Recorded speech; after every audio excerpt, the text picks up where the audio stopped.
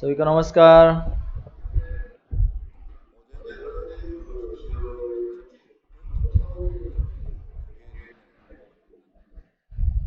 कल कल मैंने कहा था एक भरा हुआ घर है और एक खाली घर है, उसके बारे में।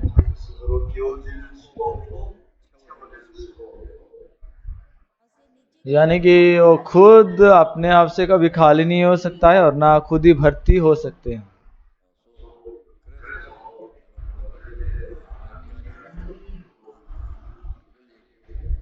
तो आप एक बात को जान सकते हैं कि मन इंसान करने के लिए कुछ भी नहीं है, इंसान कुछ भी नहीं कर सकता।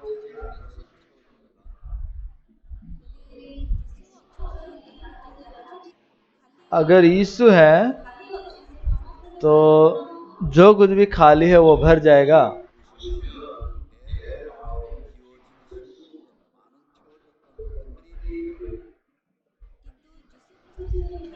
लेकिन जब यीशु आएंगे तब मेरे दिल में जो कुछ भी भरा हुआ रहेगा, जो कुछ भी खाली नहीं हो पा रहा है, वो सब खाली हो जाएगा।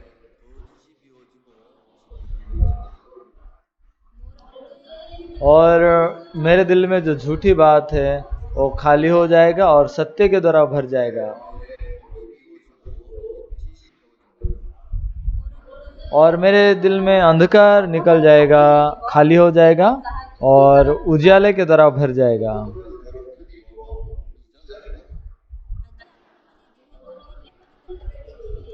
आज यूहन्ना दूसरा अध्याय अगर आप देखेंगे,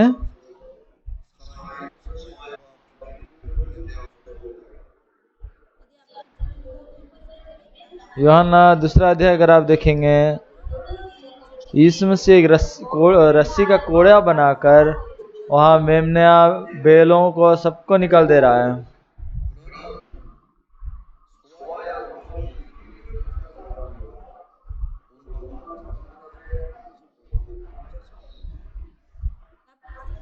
फिर आप क्या देखेंगे, जो कोई वहां मेमना कापता इसका सब व्यापार करने आए थे, उनको इसमें से निकाल दे रहा है।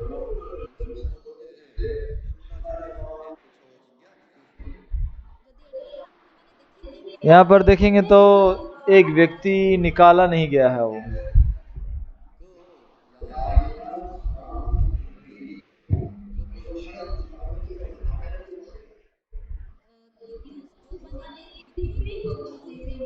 जो मेमना को बिकने वाले लोग थे, काफ्ता बेचने वाले थे, बैलों को बेचने वालों को सबको निकाला गया।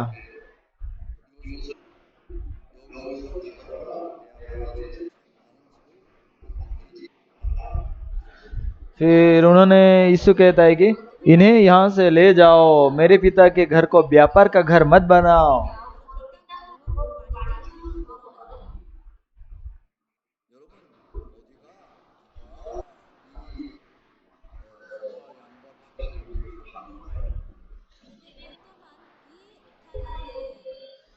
वर्तमान कौन यहाँ काप्ता को, मेमना को, बैलों को बेच रहे हैं?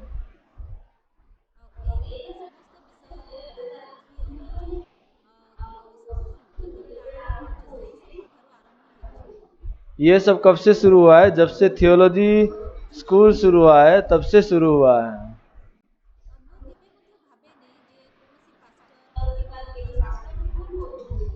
मैं कभी नहीं सोचता हूँ कि कोई पास्टर गलत कर रहे हैं। शुरू से आपको सिखाने वाले ही गलत सिखाए हैं।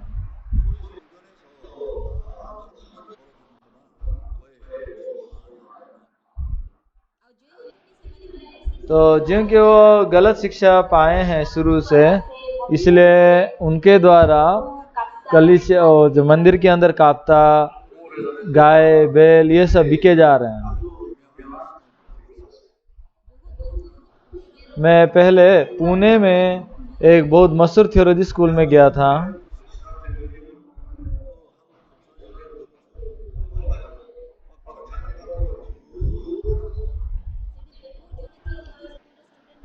वहाँ अनेक थियोलॉजी के स्टूडेंट लोग थे, वो बहुत खुश हुए कि कोरियन पास्टर आए करके, बहुत खुश हो गए और मेरे चारों ओर पूरा घेर लिए थे।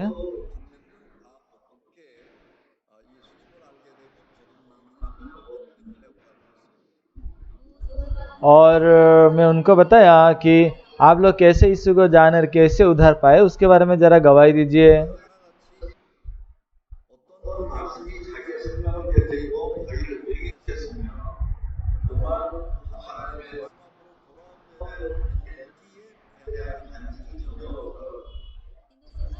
लेकिन उनमें से एक के भी दिल में ऐसा गवाही नहीं था कि जो गवाही में वो बता सकेंगे कि कैसे वो अपने आप को इनकार किए, किस बात के द्वारा वो परमेश्वर के प्रति लौट आए, ऐसा गवाही नहीं था।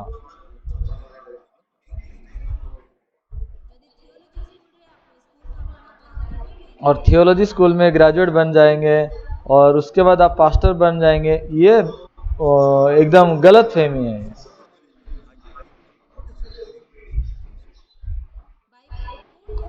बाइबल में ऐसा कहीं भी नहीं लिखा है कोई अगर थियोलॉजी कर लिया, ग्रेजुएट हो गया तो पास्टर बन जाएगा, ऐसा नहीं है बाइबल में।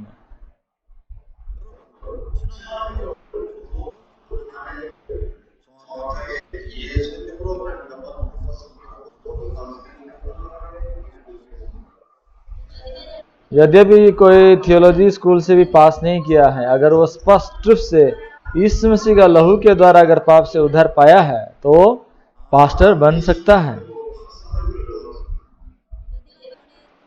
भले ही थियोलॉजी में पीएचडी भी किया हो।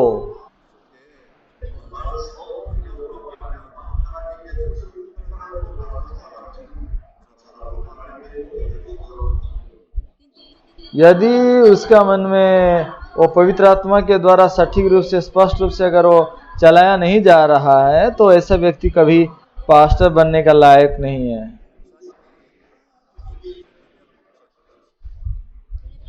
तो एक पास्टर थे जो कि भारत में बहुत मशहूर थे।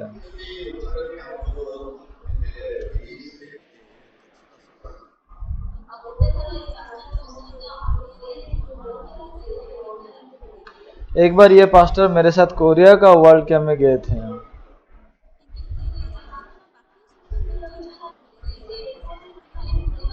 ये पास्टर वहां वचन सुनना नहीं चाहता था, बस इधर उधर घूमना चाहता था। इसलिए मैं उनका होटल के कमरे में मैं गया। मैं बोला, आप इधर इतना दूर आए हैं और वचन क्यों नहीं सुन रहे हैं? उन्होंने बोला, मैं सब जानता हूँ। हाँ, मैं भी सब जानता हूँ ना।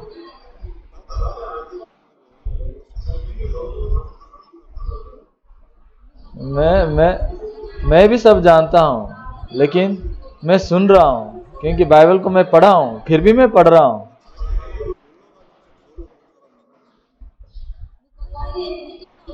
ऐसा कोई आदमी है क्या जो चेहरा कैसे दिखता नहीं है वो नहीं जानते हैं, इसलिए फिर बार बार आईने में जाके अपना चेहरा दिखते हैं क्या? तो हम हमारा चेहरा को जानते हैं अच्छे से, फिर भी हम बार बार आईने में देखते हैं ना। सही है कि नहीं है? साधारण रूप से लोग सोचते हैं कि मैं जानता हूं,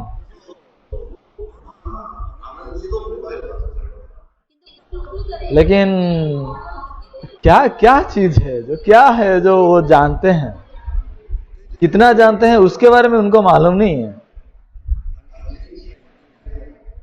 फिर मैंने पूछा, ऐसा बात करते करते, आपके मन में पाप है कि नहीं है? नहीं, मेरा पाप नहीं है। ओहो, आप कैसे पाप नहीं है ऐसा व्यक्ति बन गए हैं? उन्होंने कहा, मैं जल और आत्मा के द्वारा नए सिरे से जन्म हुआ हूं। ओहो, ऐसा है क्या? तो आप आज्ञा को मान सकते हैं कि नहीं?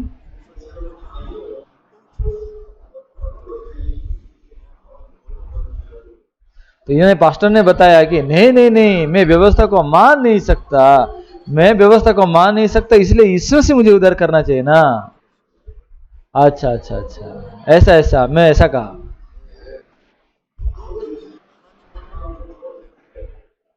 फिर मैंने पूछा क्या आप परमेश्वर के समान पवित्र हैं क्या? परमेश्वर जितना पवित्र है उतना ही आप पवित्र हैं क्या? उन्होंने बोला नहीं नहीं नहीं नहीं, हम ऐसा गर्वी होके कैसे ऐसी बात कर सकते हैं हम। मैं बोला कि आप धर्मी ठहराए गए हैं। हाँ, मैं धर्मी ठहराया गया हूं। किसने आपको धर्मी ठहराया? उन्होंने कहा परमेश्वर, परमेश्वर ने मुझे धर्मी ठहराया। तो फिर आप परमेश्वर जितना पवित्र है उतना ही पवित्र है।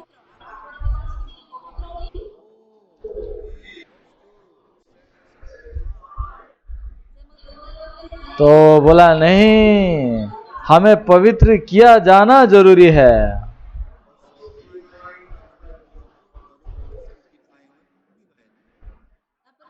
तो मैंने बोला कि आप अगर ईश्वर के द्वारा धर्मी ठहराए गए हैं तो निजे पवित्र होंगे क्या? मतलब खुद खुद पवित्र होंगे क्या? सॉरी।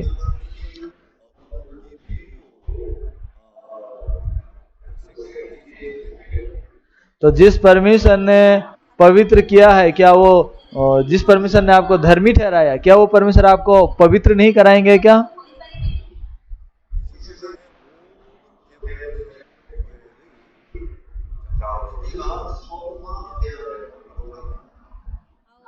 ये संसार के बहुत से चर्चे से ऐसा सिखाते हैं कि हमें पवित्र किए जाना जरूरी है।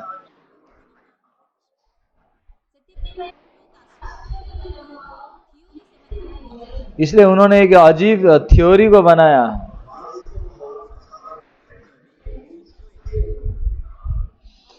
तो वो ऐसे बात है जहां पे वचन और सोच के बीच में ये मिलावट हुआ है, वचन और मनुष्य का विचारधाराओं में।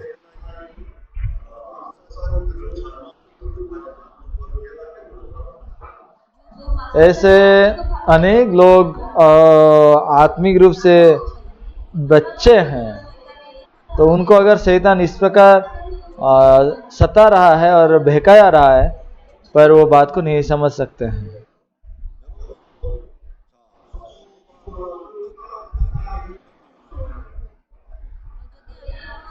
तो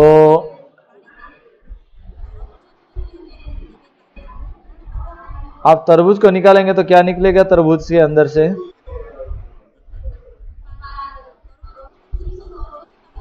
तरबूज के अंदर से तरबूज निकलेगा ना। वहां लाल रंग का तरबूज अंदर है कि नहीं है? हाँ है। उसके अंदर पानी है लाल रंग का या नहीं? है। तो उसके अंदर वो बीज है कि नहीं है? है। आमेन।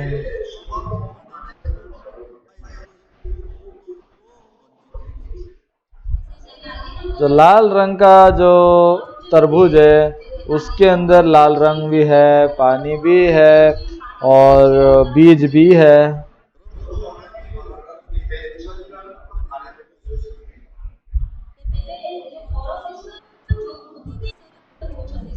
परमेश्वर जब उद्धार बोल के कहते हैं, उद्धार के अंदर क्या क्या है? यीशु मसीह में, यीशु मसीह में क्या क्या है?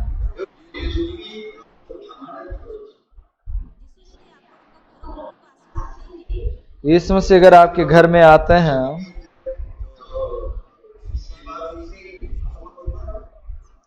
यहाँ पे जीवन सिंह करके हैं, आप पास्टर हैं क्या?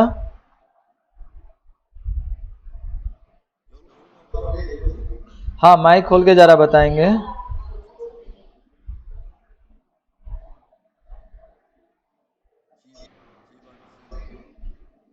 जीवन सिंह जी अपना माइक खोल के बता सकते हैं? माइक। हाँ, आप पास्टर हैं?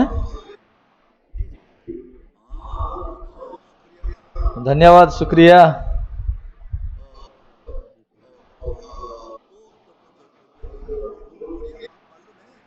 उड़िया मालूम है क्या आपको?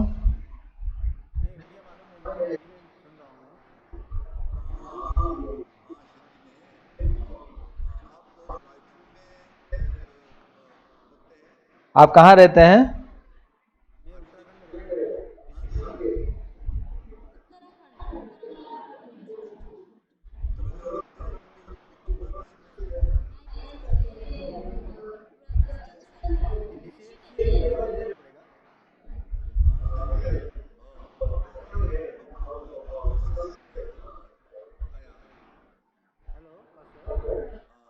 हाँ, कोई दिक्कत नहीं है।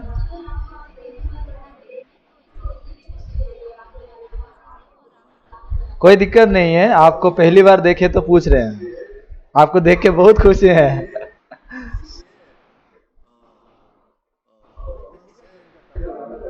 हाँ, अच्छा है।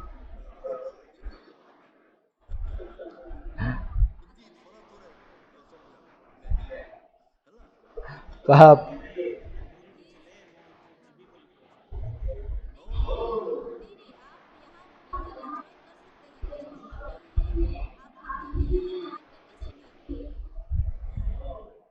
कोई दिक्कत नहीं, यहाँ ज्वाइन कर सकते हैं। पहली बार देखे तो बहुत खुश हुए और जानना चाहते थे। मैं एक्चुअली एक उदाहरण तौर पे पास्टर के जीवन सिंह के कहना चाहता हूँ। मान के चलिए पास्टर जीवन सिंह के घर में यीशु मसीह अगर आ गए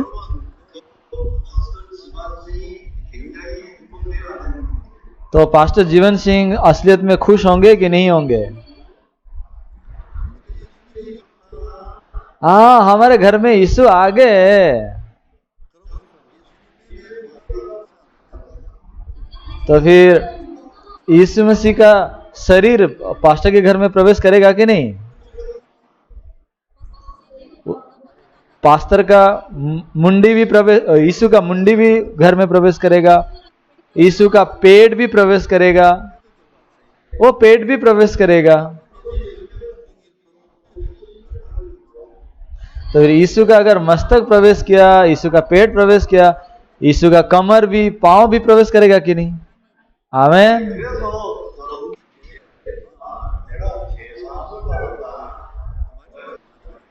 तो फिर मैं पाप क्षमा पाया, इसका तात्पर्य क्या है?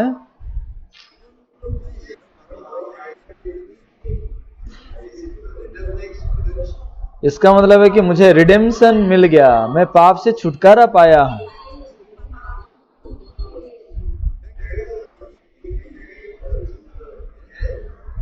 और लोग इस बात को बहुत कष्ट रूप से समझे हैं। देखिए, आप अपना उंगली में गिनती कीजिए, उंगली उठाइए और गिनती कीजिए। मुक्ति,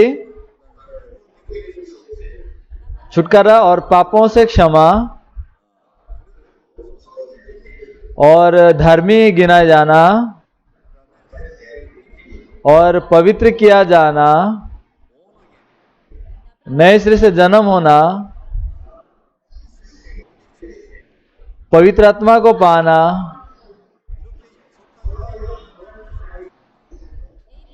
तो ये सब 6 बातें पूरा एक साथ में होता है।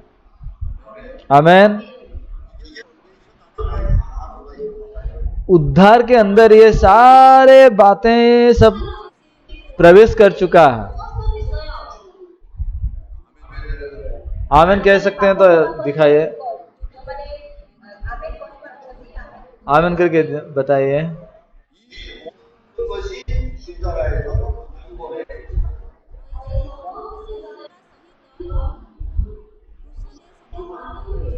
एक बार सब कुछ, एक बार मैं फिर से बताऊंगा। उद्धार, उद्धार, फिर पापों की क्षमा, मुक्ति, छुटकारा यानी कि, और पवित्र किया जाना,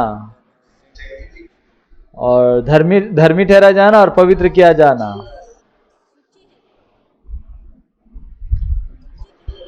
पवित्र किया जाना, सैंक्टिफिकेशन यानी पवित्र किया जाना, जस्टिफिकेशन यानी धर्मी कहलाया जाना, और नए सिरे से जन्म होना, पवित्र आत्मा को पाना,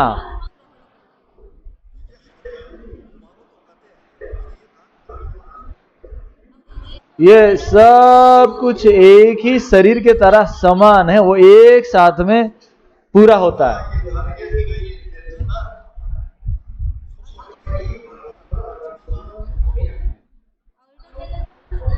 आप देख रहे हैं तो ये अलग अलग दिख रहा है।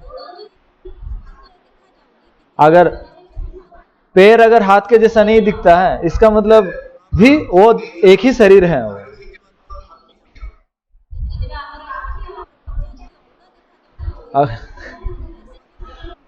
हमारा आंखें, हमारा पीछे, वो अगर अलग अलग भी दिखते हैं लेकिन वो सब समान है।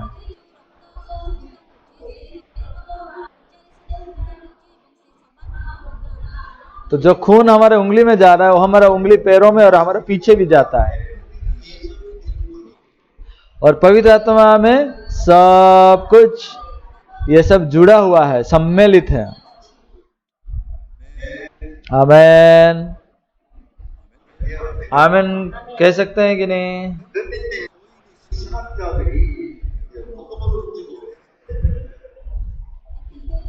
लेकिन थियोलॉजियन लोग होते हैं, इस बातों को सटीक रूप से प्रभेद ना करके अपने सोच के अनुसार उसको अनुवादन करते हैं।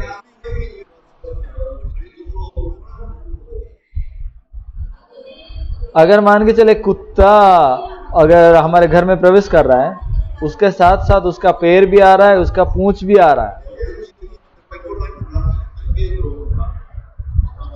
तो पहले कुत्ता का मुंडी आ जाता है क्या? उसके बाद 3 साल के बाद उसका पूंछ आएगा क्या? ये नामुमकिन है, ये संभव नहीं है।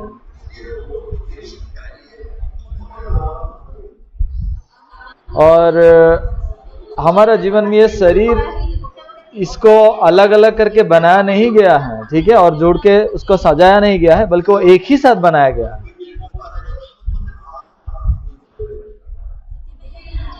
तो आज भी जो 7 बातों को आपने सुने हैं, ये 7 बातें एक ही साथ में परमेश्वर हमें एक साथ देते हैं।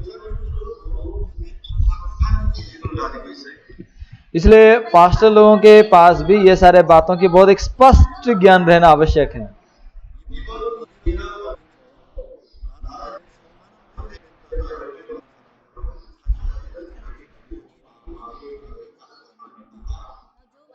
और जो लोग कहते हैं कि मैं पवित्र हूं, मैं धर्मी तो बनाया गया हूं, परंतु मुझे पवित्र होने के लिए मैं कोशिश कर रहा हूं, ये लोग सच में पाप से छुटकारा ही नहीं पाए।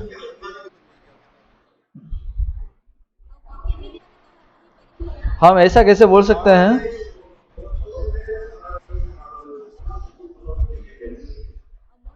क्योंकि इंसान अपने व्यवहार के द्वारा कभी भी अपने आप को पवित्र कर ही नहीं सकता।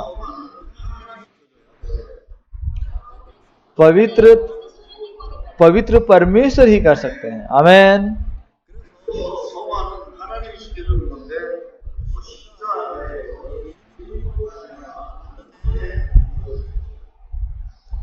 और परमेश्वर पवित्र करते हैं, और क्रूस पे एक ही बार उन्होंने सर्वदा के लिए पवित्र कर दिया है।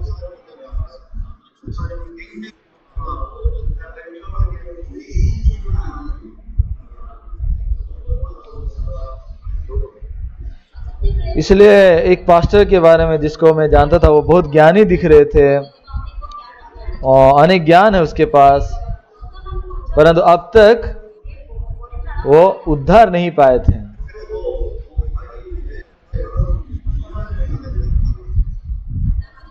और उन्होंने बताया कि उनके चर्च का सदस्य संख्या 20,000 लोग हैं।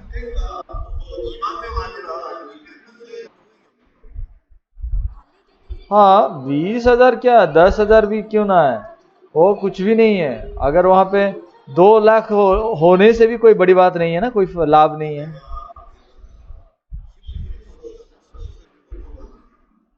मैंने उनको पूछा, इब्रानियों 10 का भी पढ़े हैं क्या?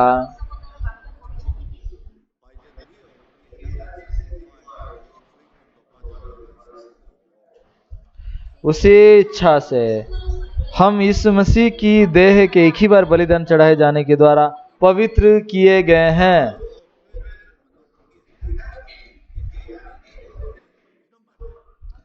तो यहाँ पवित्र कर दिए गए हैं, ऐसा करके लिखा है, आप कर दिए गए हैं।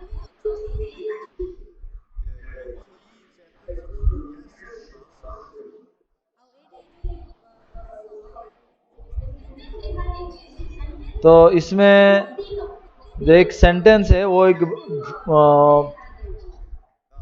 उसको मतलब पूरा हो चुका है ऐसा वर्णन हुआ है भूतकाल में। आप इस वचन को जरा देखिए, तो पैसिव फॉर्म में लिखा हुआ है इसको। अगर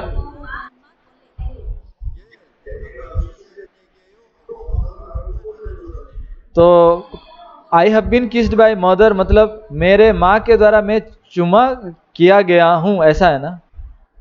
इसका मतलब मैं मेरे नहीं क्रिया है, वो माँ चुमा की है, माँ का काम है।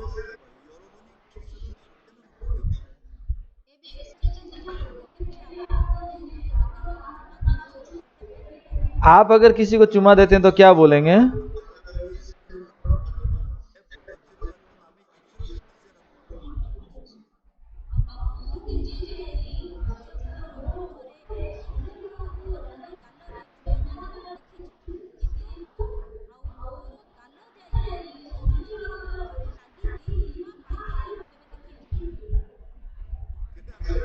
कर्मवाच्य होता है।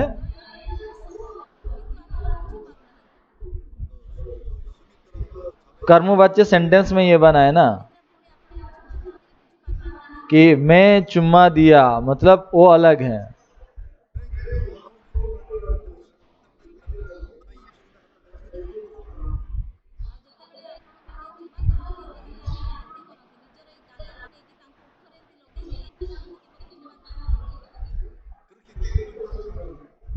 तो आप चुम्मा देने के लिए, चुम्मा दिलाने के लिए अपना गाल दिखा के कोई चुम्मा पाए हैं क्या?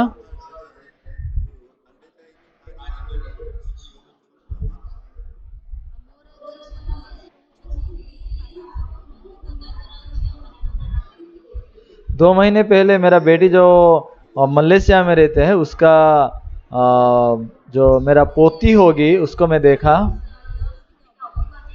अभी 66 साल से मेरा थोड़ा ज्यादा हो गया है।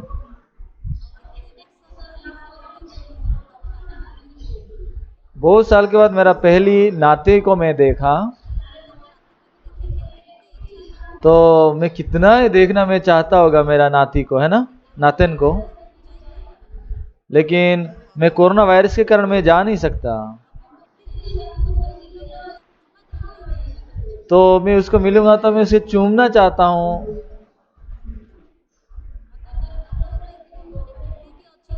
उसका गाल अभी गोल गोल हुआ है, गाल में चुमा देने को मन करता है मुझे, है कि नहीं?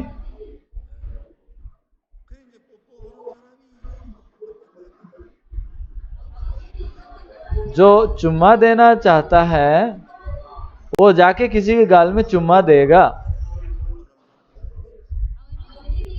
ऐसा कोई भी नहीं है खुद अपना गाल को जाके दिखाएगा, किसी के होठ में लगा के बोलेगा मुझे चूम बोल के, ऐसा नहीं करेगा कोई। यहां जो सेंटेंस लिखा हुआ है ऐसा है कि यीशु मसीह का देह के बलिदान चढ़ाए जाने के द्वारा हम पवित्र कर दिए गए हैं।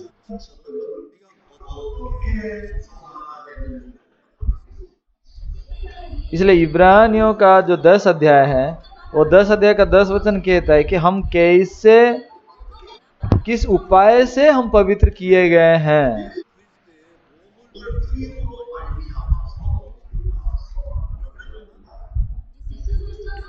यीशु मसीह का देह है, एक ही बार पवित्र किए जाने के द्वारा हम पवित्र किए गए हैं।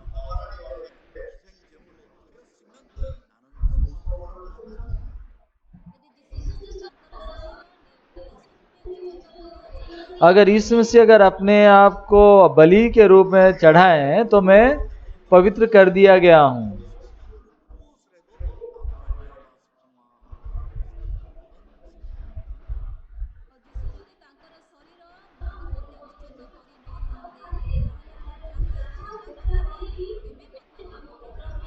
अगर यीशु अपना शरीर को मेरे लिए नहीं चढ़ाया होता तो मैं चाहे जितना भी कोशिश करता मैं पवित्र नहीं बन सकता था। इसलिए इब्रानियों 10 का 10 वचन क्या लिखता है? एक ही बार।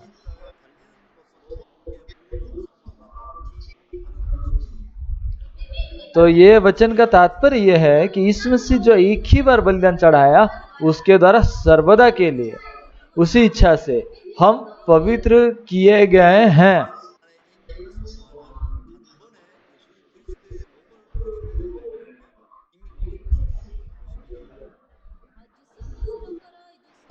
तो यीशु मसीह का जो शरीर है वो एक ही बार बलिदान चढ़ाया गया है, जिसके द्वारा हम सर्वदा के लिए पवित्र कर दिए गए हैं और हमारा काम पूरा हुआ है, खत्म हुआ है।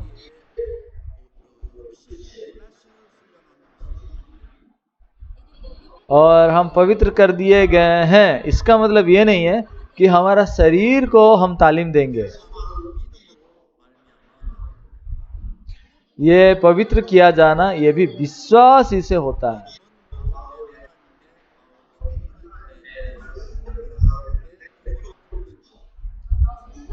तो विश्वास एक ऐसी बात है जब हम परमेश्वर का मन में, परमेश्वर का वचन को हमारे दिल में ग्रहण करते हैं,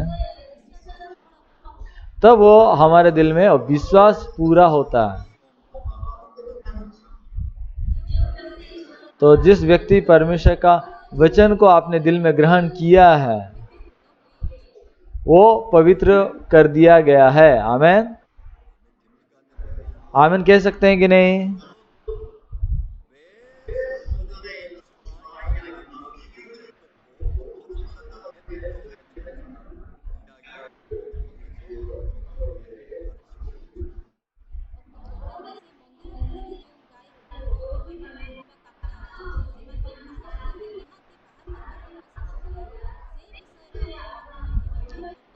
मैं ये सारे बातों को क्यों कह रहा हूँ? क्योंकि वो मंदिर में क्यों बैल को, भेड़ों को और काप्ता को यीशु मसीह ने निकाला, वो उसको बताने के लिए।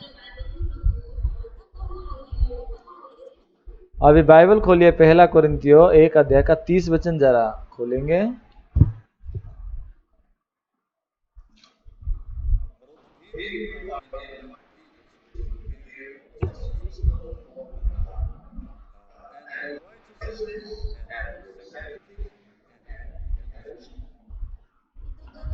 तो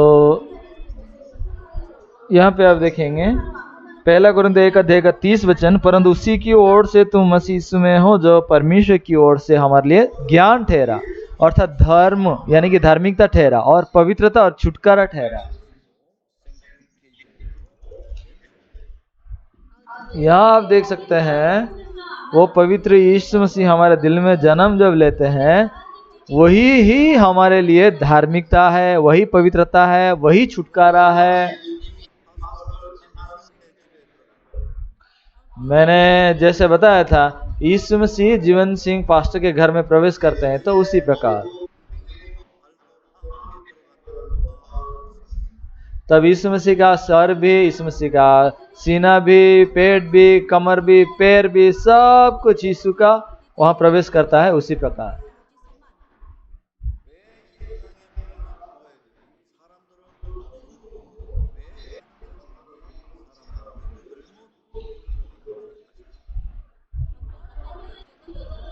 तो ये संसार के अनेक कलीसिया क्यों गलत रूप से, कलीसिया के अपने चर्च के सदस्यों को गलत रूप से चलाते हैं, जानते हैं?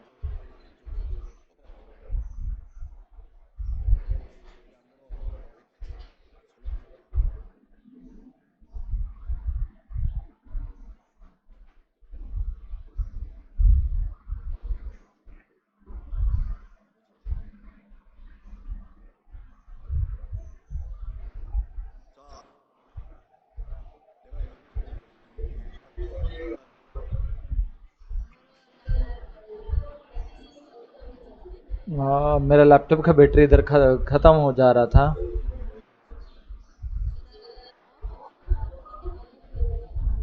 ऑफ होने से पहले कनेक्ट किया जाए बोल के मैं कह रहा था।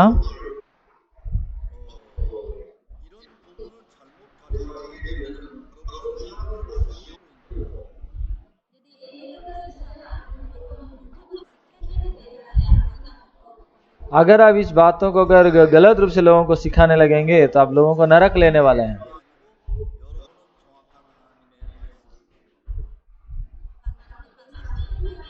एक पास्टर के रूप में आपका दिल में विश्वस्तता होने की जरूरत नहीं, आपका सच्चोट होने की भी जरूरत नहीं है, लेकिन पास्टर के दिल में परमेश्वर का वचन को सटीक रहना आवश्यक है।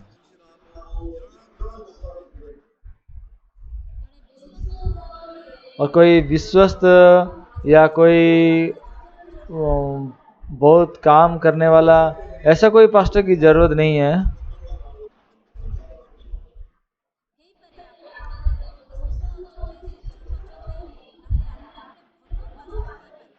हो सकता है आप अगर विश्वस्त और सच्चोट हैं तो आप अच्छा पास्टर बन सकते हैं, लेकिन सत्य पास्टर नहीं बन सकते। आमीन।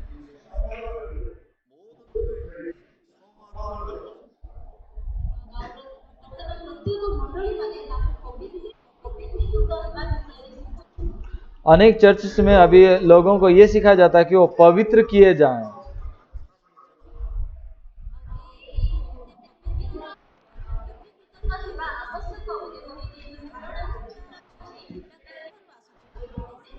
मुझे पवित्र होना चाहिए, ये कहाँ से आया है मालूम है? इंसान का वो शरीर की विचारधारा से आया। हम उन्हें उद्धार कैसे पाए?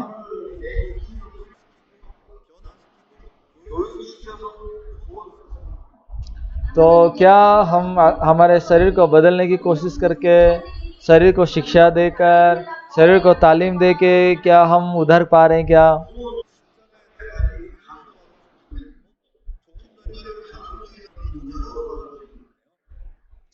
उद्धार तो जो डाकू क्रूस पे चढ़ाया गया था वो भी पाता है, बेविचार में पकड़े गई औरत भी पाता है।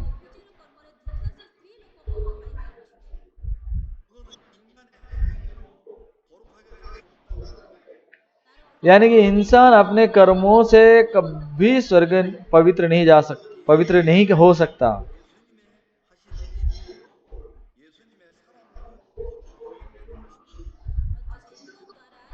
इसलिए यीशु मसीह के द्वारा, यीशु के कामों के द्वारा, यीशु के प्रेम के द्वारा ही एक इंसान पवित्र बन सकता है। आमीन।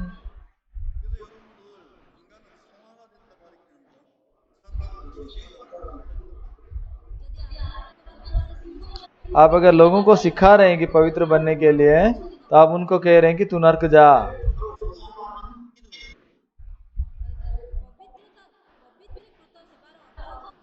पवित्र किए जाना ये क्या है? विश्वास। मतलब आप कुछ करके पवित्र होंगे ऐसा नहीं है, लेकिन आप पवित्र कर दिए गए हैं इस बात को विश्वास करना हो।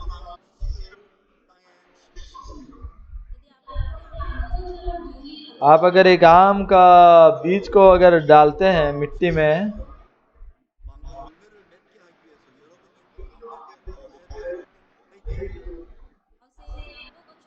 तो आम का जो पेड़ है, आम का बीज से पेड़ होगा, पेड़ से पत्ते होंगे, फूल होंगे। तो इसलिए आपको और क्या करेंगे उसको, क्या और जोड़ सकते हैं उसमें? आपको करने को कुछ नहीं है।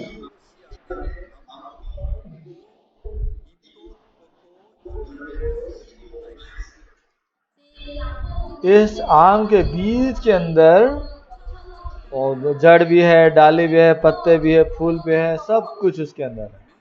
आमीन।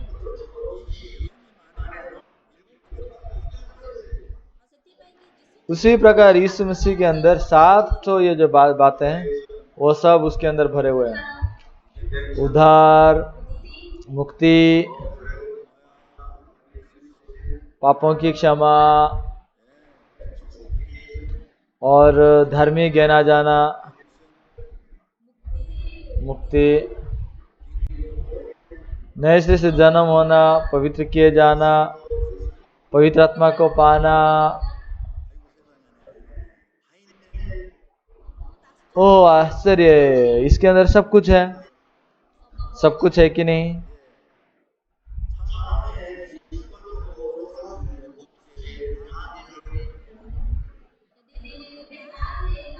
एक कार के अंदर अगर एक परिवार के सब सदस्य लोग सफर शुरू कर रहे हैं,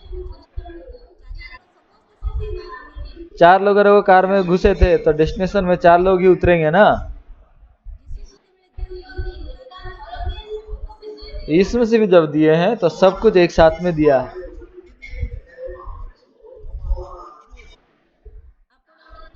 और हम जब पवित्र किए जाते हैं और इस बात को विश्वास करते हैं दिल में, तब आप पवित्र हैं।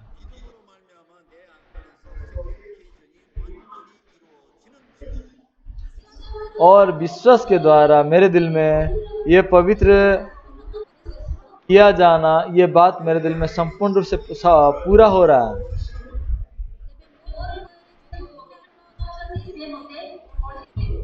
तो मेरे दिल में जो पवित्र आत्मा है वो मुझे अगुवाई करेंगे। जैक्सन समझ रहा है?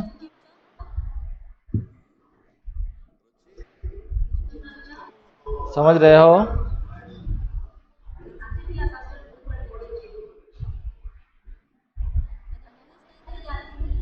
महेश क्यों नहीं आया है? कहाँ कहाँ चला जाता है? आज बादल कहाँ है?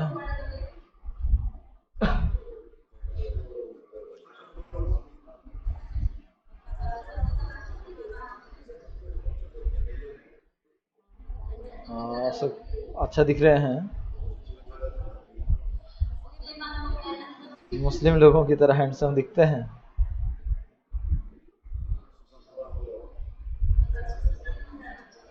सुशांत गया है।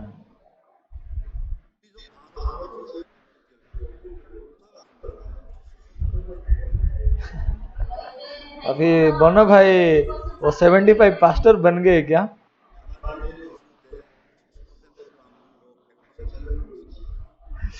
तो परमेश्वर जब बुलाते हैं हमें 70% करके नहीं बुलाते, 100% बुलाते हैं। समझ रहे हैं?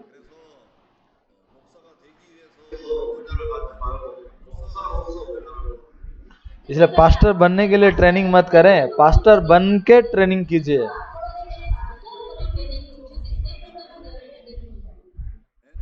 आमीन।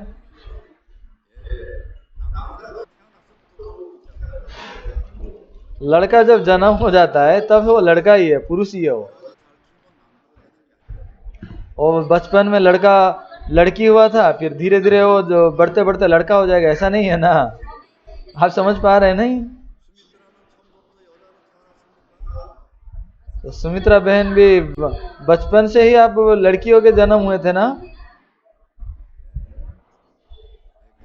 हाँ सही है। या फिर आप पहले कुछ थे और फिर कुछ कुछ होके आप लड़की बन गए क्या? ऐसा नहीं है, वो शुरू से ही लड़की है, इसलिए वो लड़की होके जन्म हुए हैं, तो मृत्यु तक वो लड़की ही रहेगा।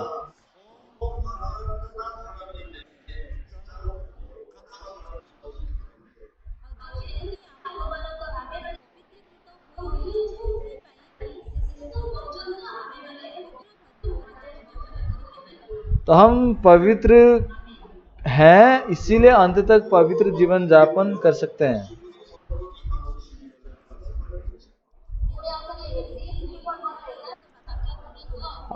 आप इब्रानियों 2 अध्याय का 11 वचन आप जरा पढ़ के खोलिए और पढ़िए।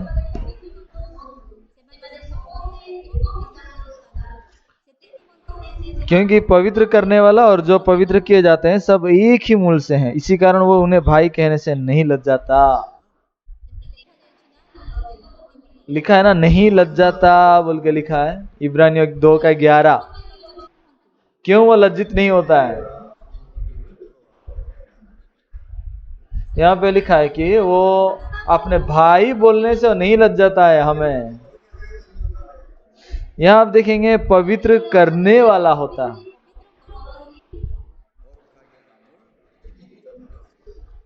और जो एक है पवित्र किए जाता है वो भी है।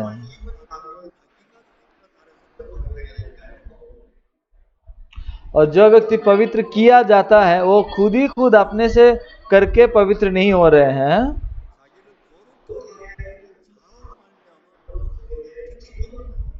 परंतु ये लोग वो हैं जो पवित्र किए जाते हैं। कोई तो है जो उनको पवित्र करता है।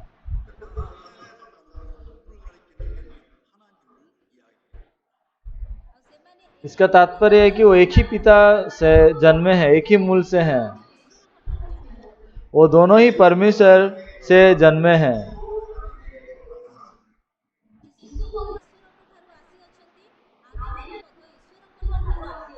यीशु भी परमेश्वर से आए हैं, हम भी परमेश्वर से आए हैं। आमीन।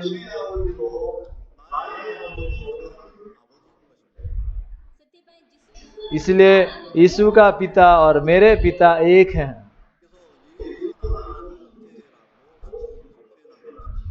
इसलिए बाइबल कहता है कि यीशु और मैं भाई भाई हैं।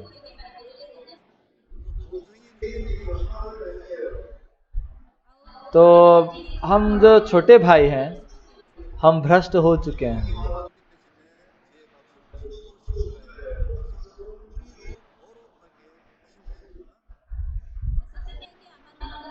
इसलिए हमारे जो बड़े भैया हैं, वो बड़े भाई हमारे लिए आया, हमारे लिए क्रूस पे क्रूसर्पित हुआ, जिसके कारण हमारे सारे पापों से छुटकारा दिया है। आमीन।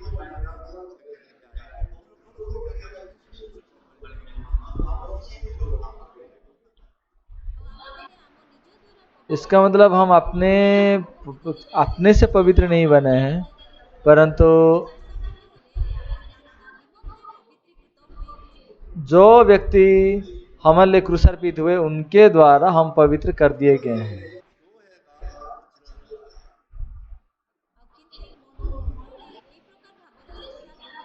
लेकिन कलीसिया इस प्रकार शिक्षा नहीं देता है।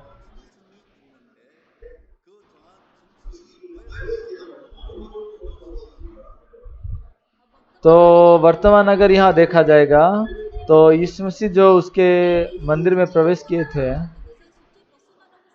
तो मंदिर में शुद्ध पशु हैं और उनको क्यों रखा हुआ है वहां?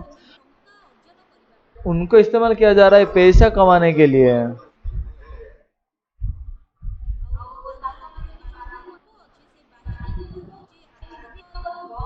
बाहरी रूप से वो शुद्ध प्राणी है, इसलिए आत्मिक रूप बाहरी रूप से दिखता है, परंतु निश्चित रूप से उनका आत्मा का या बाहरी रूप का कोई संबंध नहीं है परमेश्वर के साथ। परमेश्वर का सुसमाचार या धार्मिकता में कोई भी उनका ध्यान नहीं है। और मैं एक बार विशाखापत्तनम गया था,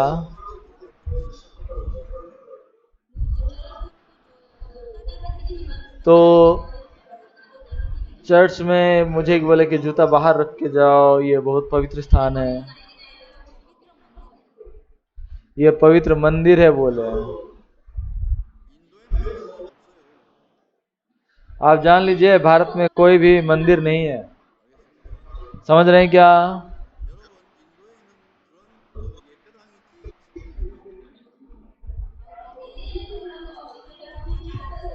भारत में जो कुछ भी हो चैपेल है, आराधनालय की तरह एक है, परंतु वह परमेश्वर का जो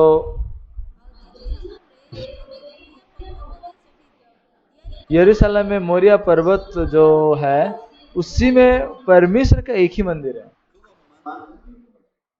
उसको ही मंदिर कहा जाएगा। और बाकी जो भी उसको आराधनालय कहा जाता है।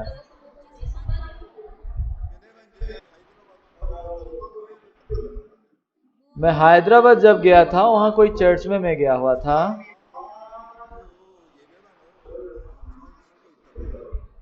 और वहीं का जो पास्टर था वो बहुत अच्छे से वो चर्च को अब बनाया है।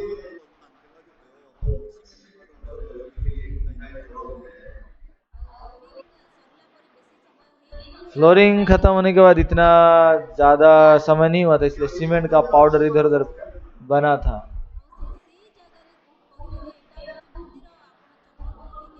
उन्होंने मुझे कहा कि ये मंदिर है, आप चप्पल खोल के आइए। मुझे बहुत गुस्सा लगा।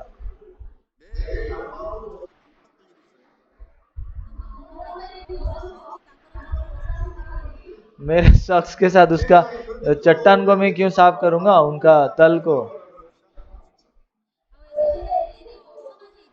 वो कमरा इतना गंदा है, फिर भी वो लोग मुझे बोल रहे हैं कि आप जूता खोल के आइए।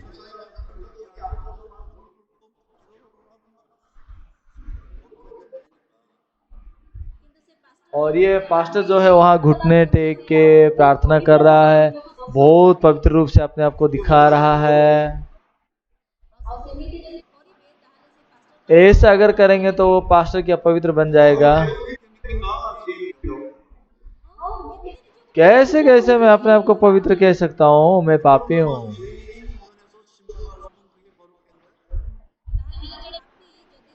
अगर एक पापी है और मंदिर में जूतियां खोल के प्रवेश कर रहा है तो पवित्र हो जाएगा क्या एक पापी व्यक्ति? वो मंदिर तो नहीं है, और मंदिर बना के उसको जूतियां खोल के उसके अंदर प्रवेश कर रहे हैं। मैं यीशु मसीह का लहू के द्वारा संपूर्ण रूप से धोया गया हूं, इसलिए पवित्र हूं।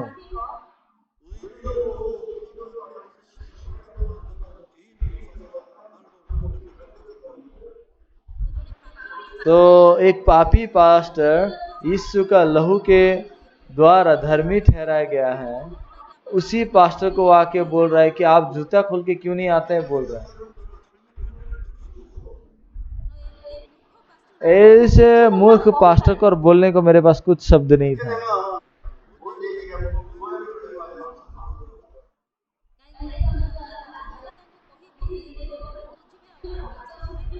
और मैं अगर उसको कुछ भी बोलूंगा गलत समझेंगे, फिर वचन नहीं सुनेंगे ना। इसलिए उनके हाथ में, उसके कंधों पे हाथ रखा और बोला, पास्टर आप माफ कीजिए मुझे।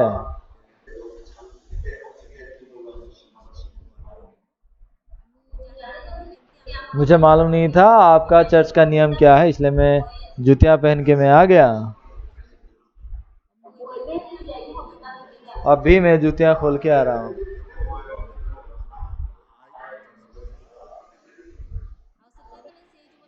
तब उन्होंने मुझे गलत समझ रहे थे, वो मन समाधान हो गया और बोले कि हाँ ठीक है चलेगा पास्टर।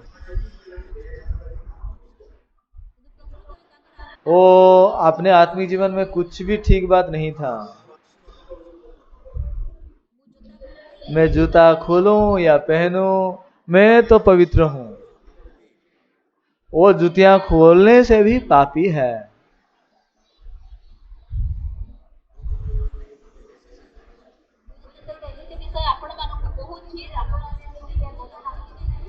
ये बात आप जब सुन रहे हैं मुझसे, आपको मजा आ रहा है कि नहीं?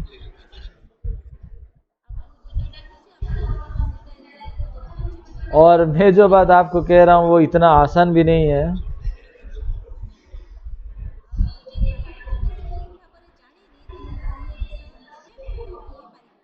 अगर बाइबल कोई सटीकता से नहीं जानता है तो इन बातों को कह नहीं सकता हो।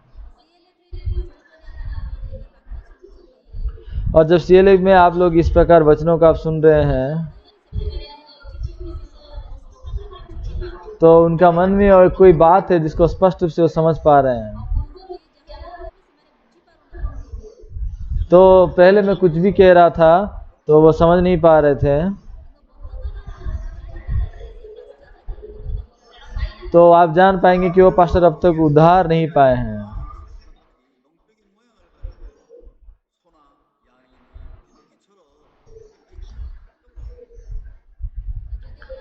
तो आप अगर देखेंगे वहाँ लोग हैं जिसके दिल में गाय, बैल, भेड़ और कप्ता के जैसा उत्तम उत्तम बातें वहाँ भरे हुए हैं।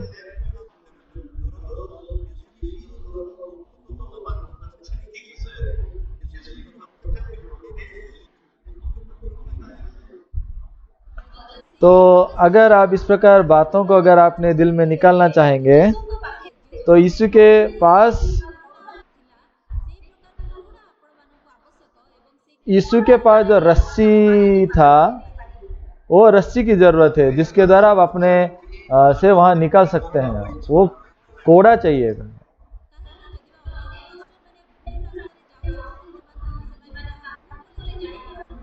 क्योंकि अनेक पास्टर लोग गलत रास्ते पे जा रहे हैं, लेकिन उनको मालूम नहीं हो रहा है कि वो गलत हैं बोल के।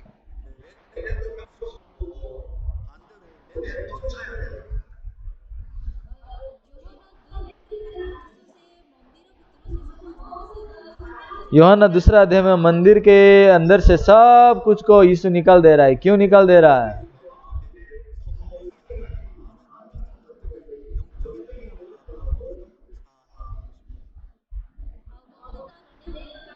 वर्तमान अनेक पास्टर लोगों का दिल में तो अभी अनेक पास्टर लोगों के दिल में भी, जो चर्च में लंबे साल से भी जा रहे हैं, उनके दिल में भी बहुत गलत बातें हैं, फिर भी वो उन बातों को आत्मिक चीजें बोल के दिल में भर के रखे हैं उनको।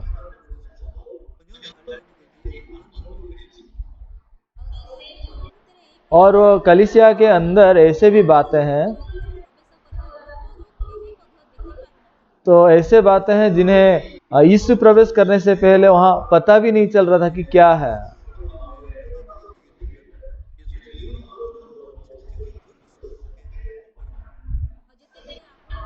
और जब आप यीशु मसीह का वचन को सुनेंगे और यीशु मसीह का वचन जब आपके दिल में प्रवेश करेगा, तब आप यीशु की जैसा ही आप रस्सी का एक कोड़ा बना सकते हैं।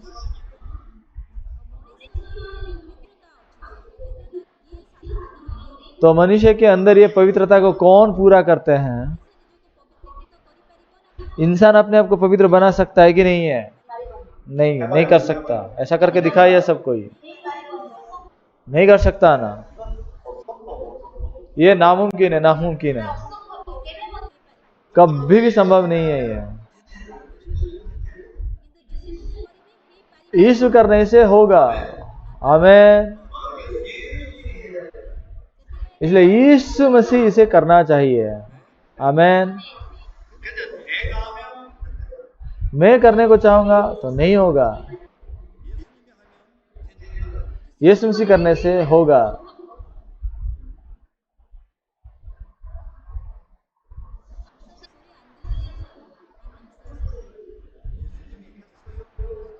यीशु मसीह ने किया है या नहीं किया है? यीशु मसीह ने किया है।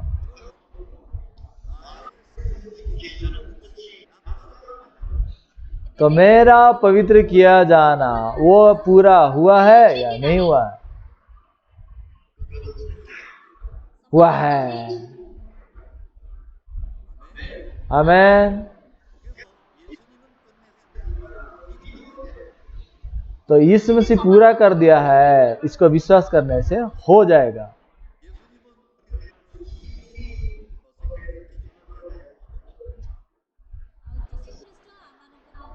यीशु मसीह हमें पवित्र कर दिए हैं।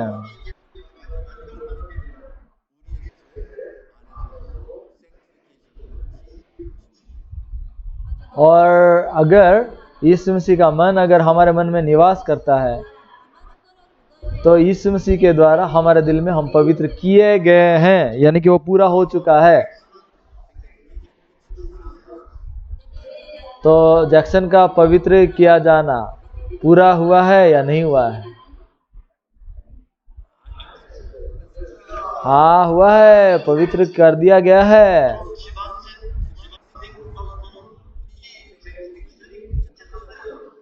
तो जीवन सिंह पास्टर के लिए भी ये पवित्र किया जाना पूरा हुआ है कि नहीं हुआ है? हाँ पूरा हुआ है, 100% हुआ है, 100%। आमीन।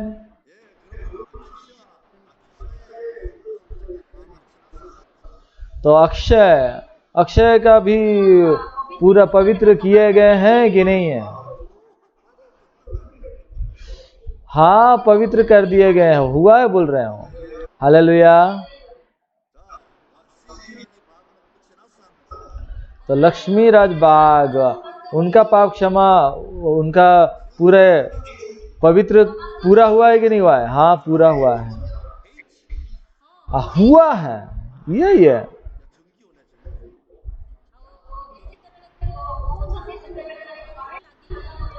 ऐसा जब आप बोल रहे ना, करंट लगने जैसा लग रहा है।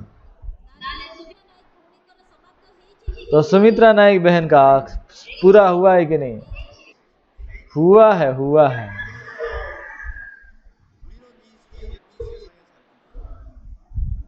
तो इसीलिए भले ही हम पाप में संसार में जी रहे हैं,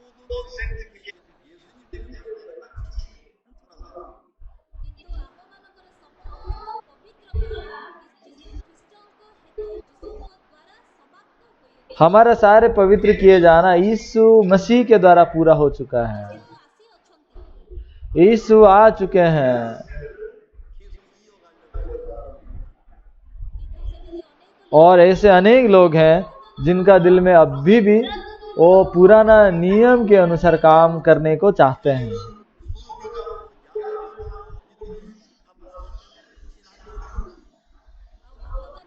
तो अभी ये मेमना को बलि देना, बैलों का बलि देना, कप्तान को बलि देना, ये युग पूरा खत्म हो चुका है।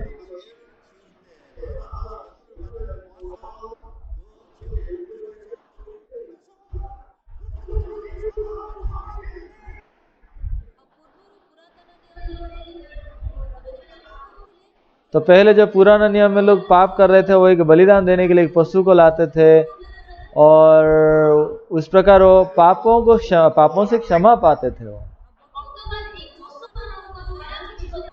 अब इन पशुओं की तरह कुछ भी नहीं किया जा रहा है।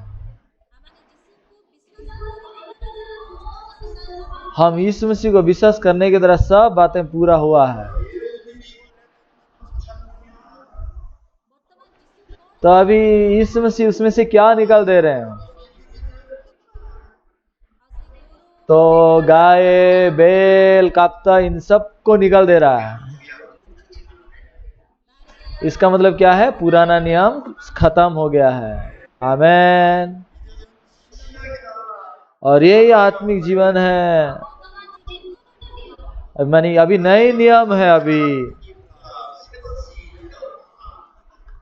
यानी कि पुराने बातें चला गया है, अभी देखो सब नया हो गया है, नई सृष्टि हुआ है।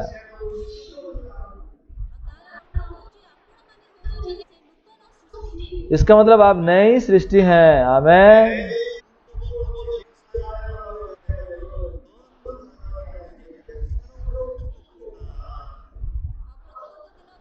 और हर दिन रो रो के पापों की क्षमा के लिए रोने की जरूरत नहीं है, क्योंकि आप नई सृष्टि बन गए हैं।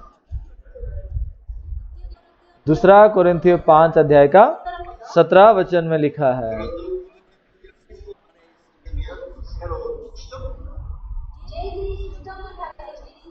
इसलिए यदि कोई मसीह में है तो वह नई सृष्टि है, पुरानी बातें बीत गई है, देखो सब बातें नई हो गई है। अब नई सृष्टि है।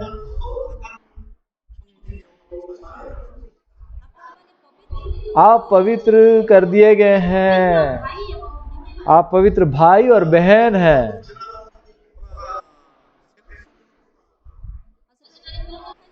वहां पे क्या लिखा है? देखो पुराने बातें बीत गया है, अभी नई सृष्टि हो गया है। इसका मतलब क्या है? मसीह व्यवस्था का अंत है। आमेन। रोमियो 10वां अध्याय 4 वचन, क्योंकि हर एक विश्वास करने वाले के लिए धार्मिकता के निमित्त मसीह व्यवस्था का अंत है। आमेन।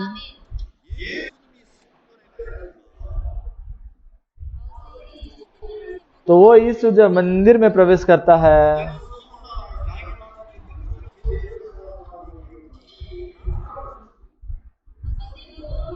और गाय, बैल, काप्ता, ये सब पाप से क्षमा पाने के लिए जो कोशिश कर रहे थे, वो खत्म हो चुका है।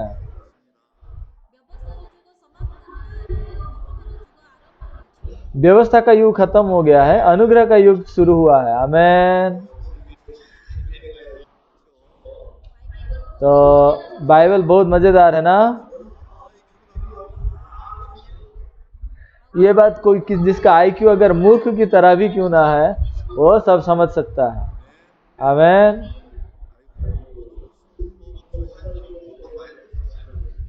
आज आए हुए पास्टर लोग सच में बहुत आशीष पाए हैं।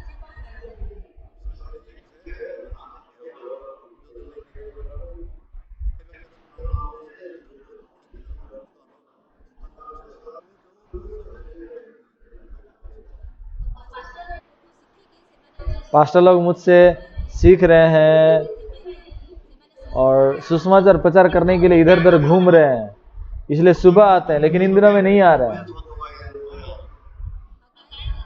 आप लोग सुबह सीखिए, फिर दोपहर को जाके प्रचार करिए।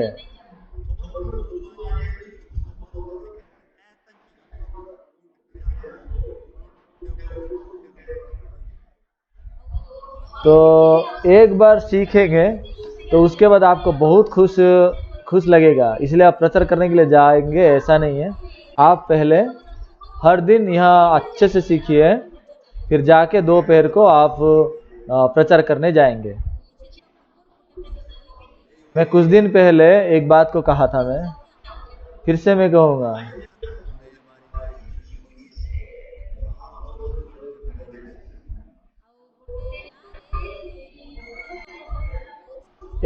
एक गांव में बनो भाई के जैसा बहुत एक स्ट्रांग एक भाई था।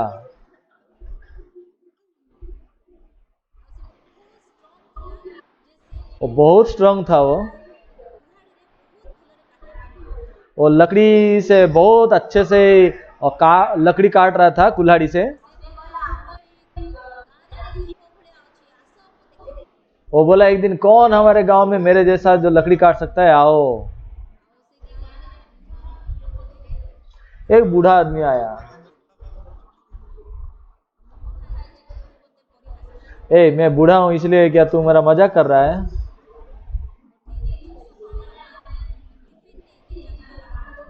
चल सुबह नाश्ता लेके हम पहाड़ में जाएंगे,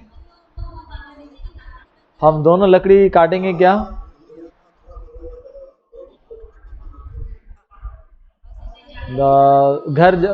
घर में लकड़ी जलाने के लिए कौन कितना लकड़ी काटेगा देखेंगे।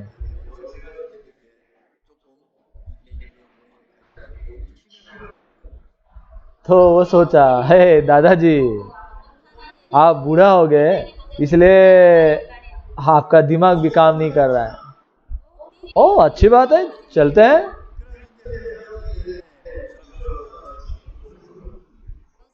तो सूरज उदय होने से पहले वो टिफिन लेके जंगल में चले गए।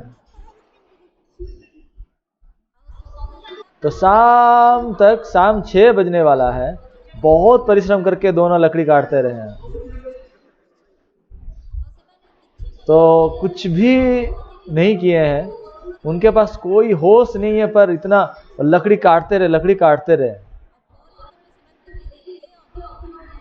तो बाद में जब देख रहे हैं कौन ज्यादा लकड़ी काट चुका था,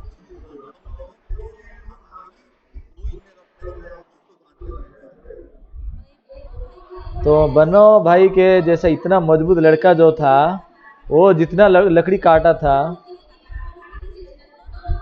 तो बूढ़ा आदमी जितना लकड़ी काटा था उसके साथ उसका तुलना ही नहीं किया सकता।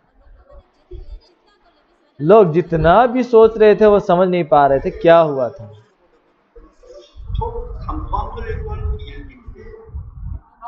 तो मैं अगर ये बूढ़ा मौसा के साथ अगर हाथ लड़ाई करूंगा तो 3 सेकंड क्या, 3 सेकंड भी नहीं लगेगा, मैं जल्दी उनको हरा दूंगा। तो दिन भर ये जवान लड़का काम करता रहा।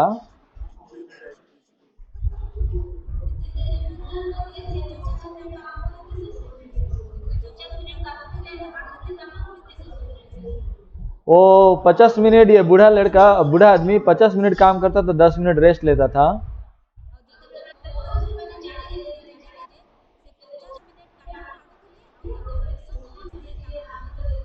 बाद में पता चला कि वो 50 मिनट लकड़ी काटने के बाद 10 मिनट के समय वो अपने कुल्हाड़ी का धार को बना रहा था, ब्लेड को बना रहा था। इसलिए लकड़ी काटना वो कुछ भी थकावट नहीं लगा।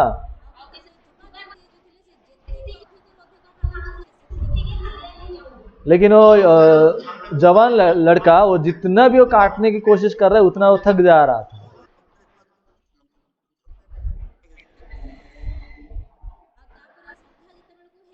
तो शाम जब हो गया, वो जवान लड़का पूरा थका हुआ है, मर गया जैसा, शक्ति नहीं है उसका, और उसका कुल्हाड़ी का धार भी सब मर चुका है।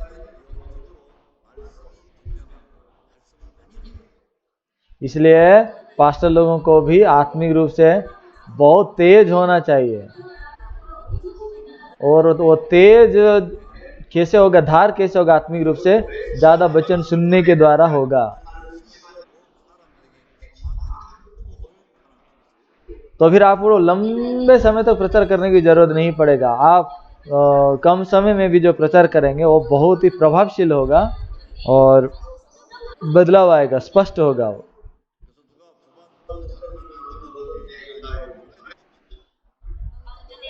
इसलिए कोई आप में से कोई भुवन पास्टर को अगर मिलेंगे तो बोल देंगे कि मैं पास्टर ऐसा कह रहा था।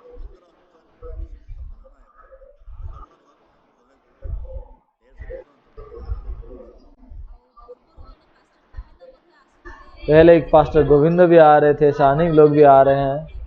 अगर उनको मिलेंगे तो जो पास्टर लोग आ रहे थे उनको मेरा खबर दे देंगे कि मैं ऐसा कह रहा था बोल के। इब्रानियों 10 अध्याय का 9 वचन दिखेंगे। ये आखिरी बात है, आज के लिए आखिरी बात है।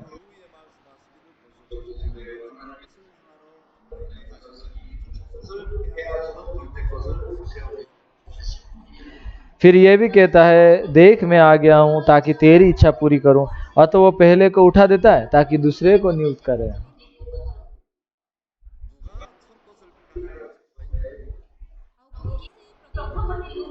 कौन पहला को हटा दिया है?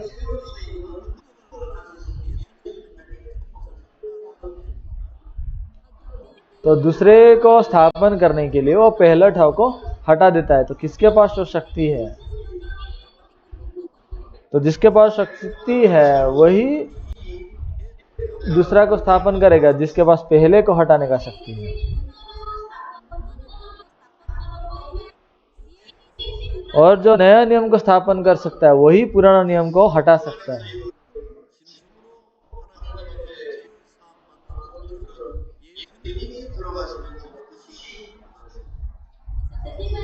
इसलिए यह मंदिर के अंदर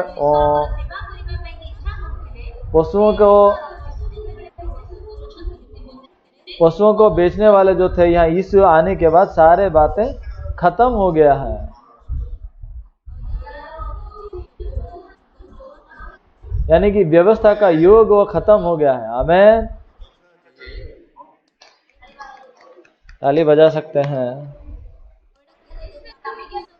कितना मूल्यवान बातों को मैं कह रहा हूं, है ना आप लोगों को।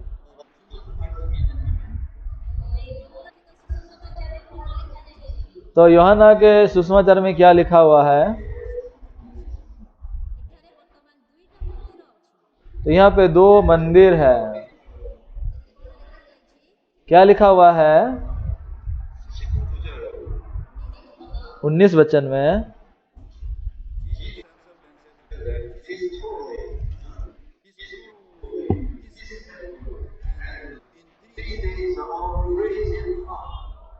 यीशु ने उनको उत्तर दिया, इस मंदिर को ढा दो और मैं 3 दिन में खड़ा कर दूंगा।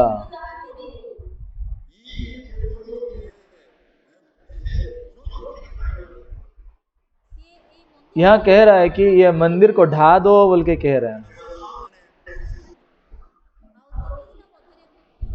3 दिन के अंदर मैं इसे फिर बनाऊंगा।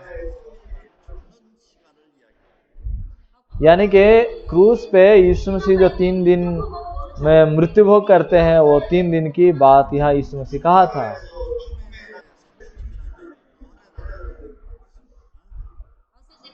और क्रूस पे जो 3 दिन तक वो क्रूस पे चढ़ाए गए थे, फिर 3 दिन के बाद वो पुनरुत्थित हुए हैं, उसके बारे में यहाँ कह रहा है। तो पुनरुत्थान का मतलब क्या है? मृत्यु का शक्ति के ऊपर जयवंत होना। आमेन।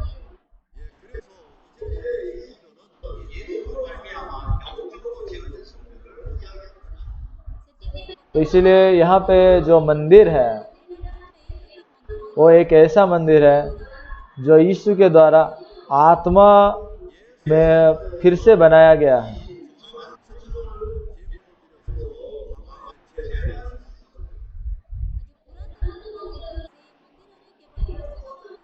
तो पुराना मंदिर में क्या हो रहा था, केवल पशुओं को बलि दिया जा रहा था और वहां भूतकाल का बस पाप क्षमा हो रहा था।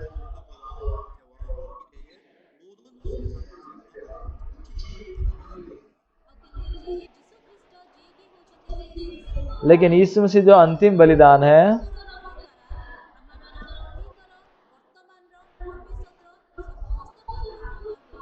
तो यीशु मसीह जो अंतिम बलिदान है उसके द्वारा हमारा वर्तमान भविष्य का और भूतकाल का सब पाप क्षमा एक ही साथ बलिदान हुआ है। इसलिए ये नया मंदिर है।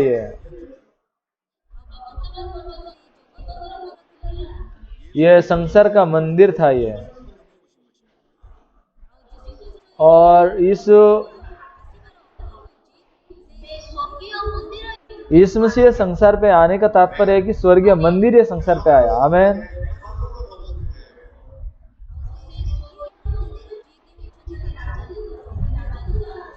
यानी कि स्वर्गीय मंदिर का राजदूत आए हैं।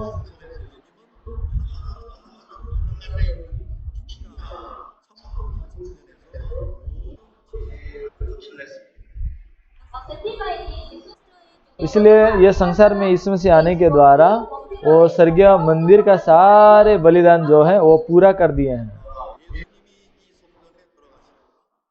यानी कि आप देखिए, यीशु मसीह जब ये संसार में आया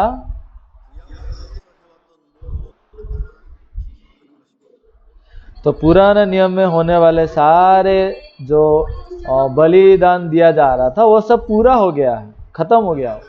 हालेलुया। इसलिए अगर यीशु मसीह आपके दिल में प्रवेश करते हैं, तो यीशु अगर आपके दिल में प्रवेश करेगा तो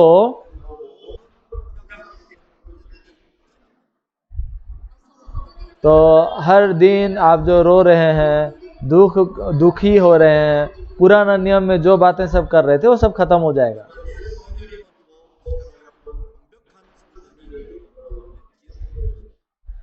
यानी कि आपका जो पुराना मंदिर जो है वो टूट जाएगा और यीशु मसीह के द्वारा नया मंदिर वहां पे बनाया जाएगा, स्थापित होगा। आमेन। आप विश्वास करते हैं? आमेन। हाँ, धन्यवाद। तो आज का प्रचार यहीं पे